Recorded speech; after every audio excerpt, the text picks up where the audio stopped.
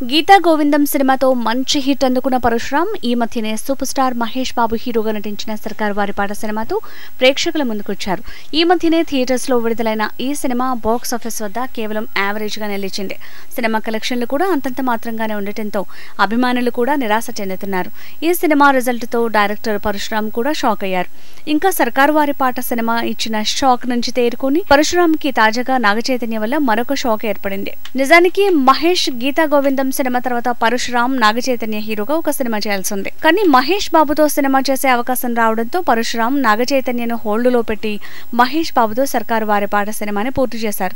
తాజాగా ఇప్పుడు నాగచైతన్యతో సినిమాని మళ్లీ పట్టాలెక్కించడానికి ప్రయత్నాలు చేయడానికి సిద్ధమైన పరశురామ్ కు నాగచైతన్య పెద్ద షాక్ ఇచ్చాడు.